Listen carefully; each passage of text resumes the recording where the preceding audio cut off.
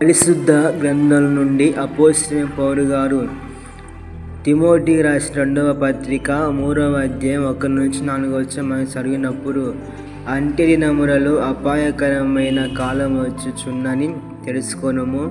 ఏలయనగా మనుషులు స్వార్థప్రియులు, ధనాపేక్షకులు, బింకమురాలు వారు, అహంకారులు, దూషకులు, తల్లిదండ్రులకు అవిధేయులు, కృతజ్ఞత లేని అపవిత్రులు, అనురాగరహితులు, అతి ద్వేషులు, అపవాదకులు, అజితేంద్రియులు, క్రూరులు, సజ్జన ద్వేషులు, ద్రోవులు, మూకులు, గర్వాంధులు, దేవుని కంటే సుఖాన్ని ఎక్కువగా ప్రేమించేవారు.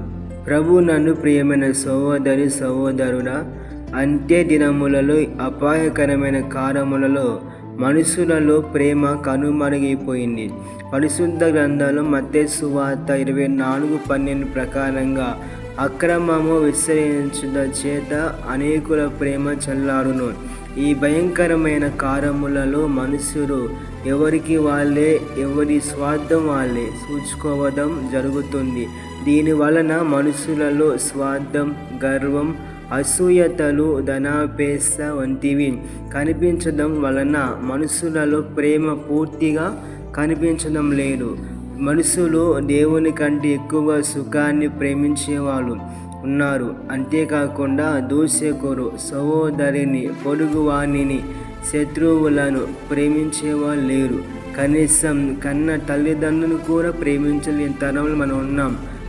ప్రేమించలేని ఈ మనుషులు, ఈ కాలములోని మనుషులు దుస్సాలోచనలు హృదయంలో ఉంచుకొని తమ పొరుగు వారితో సమాధానంగా మాట్లాడేవారు ఉన్నారు. మనిషిని మనిషే ప్రేమింపని తరం ఈ తరం. మనిషి ఎదుగుతుంటే ఏడ్చేవాళ్ళు ఉంటారు.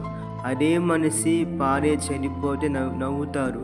మనిషిని మనిషే ప్రేమించలేని వారు మనిషిని సృజించిన దేవుణ్ణి ఎలా ప్రేమిస్తారు? చివరిగా ఒక మాట, ఉన్నదని గర్వించకు, లేనిదని బాధపడకు. మనిషిని మనిషి ప్రేమించుటకు స్వార్థం మూల కారణం. దేవా, నీవు ప్రేమించుటకు నీ కృపే కారణం. మనుషు